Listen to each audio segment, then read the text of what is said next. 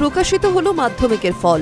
এবার মাধ্যমিকে পাশের হার ৮৬.৮৩%।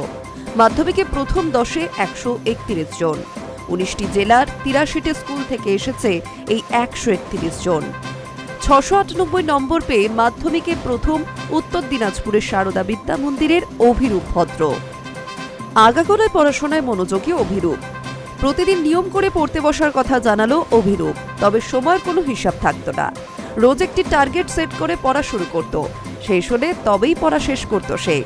ভালো রেজাল্টের প্রত্যাশা ছিল, কিন্তু এরকম প্রথম হয়ে যাবে এতটাও আশা করেনি অভিরূপ।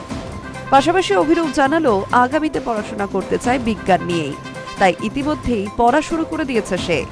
ভালো রেজাল্টের কৃতিত্ব সে মাকেই দিতে চায়। পরীক্ষা দিয়ে আমি জানতাম যে ভালো হয়েছে, র্যাঙ্কের আসার মতোই হয়েছে পরীক্ষা, কিন্তু তাই যে প্রথম হব এটা কখনোই আশা করিনি। তাই আজকে বেশ ভালো লাগছে। আমার এই সাফল্যের পিছনে অবশ্যই আমার মায়ের অবদানই সবচেয়ে বেশি। কারণ কি, আমার মাই আমার একা হাতে সব দায়িত্ব পালন করেছে এবং পড়াশোনা সম্পর্কিত আমার যাবতীয় যা যা প্রয়োজন সব মা নিজেই জোগাড় করেছে। কখনো আমাকে ভাবতে দেয়নি যে আমার মানে আমাকে অনুপ্রাণিত করেছে। আমি ঘড়ির সময় বেঁধে পড়তাম না। আমি আগের দিন রাত্রে যা প্ল্যান করে রাখতাম, পরের দিন কোন কোন টপিক পড়তে হবে, সেই টার্গেটটা পূরণ না হওয়া পর্যন্ত আমি পড়তাম নির্দিষ্ট সময়ে। কারণ মা একাই তাকে মানুষ করেছেন, প্রয়োজনের সবকিছু হাতের নাগালে এনে দিয়েছেন। কর্মক্ষেত্র ও ছেলের পড়াশোনা সবটাই নিখুঁতভাবে দেখভালও করেছেন, ত্রুটি হতে দেননি। তাই মাকে ভালো রেজাল্টের কৃতিত্ব দিতে চায় ছেলে অভিরূপ। আসলে ওর তো গার্জিয়ান বলতে আমি একা, ওর তো বাবা নেই। এবার সব দায়িত্বটা আমাকেই সামলাতে হয়েছে।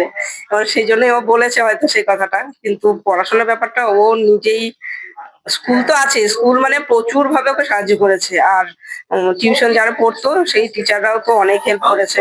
আর বাকিটা ওর নিজের কৃতিত্ব। সকাল 10:15 থেকে শুরু হয়েছে অনলাইনে ফলাফল দেখা। ফেব্রুয়ারি মাসে হয়েছিল পড়ুয়াদের জীবনের প্রথম এই বড় পরীক্ষা। মধ্যশিক্ষা পর্ষদ সূত্রে খবর, এই বছর মাধ্যমিক পরীক্ষায় বসেছে 9,71,340 জন পরীক্ষার্থী। আগেরবারের মতো এবছরও ছাত্রীদের সংখ্যা ছাত্রদের তুলনায় বেশি ছিল।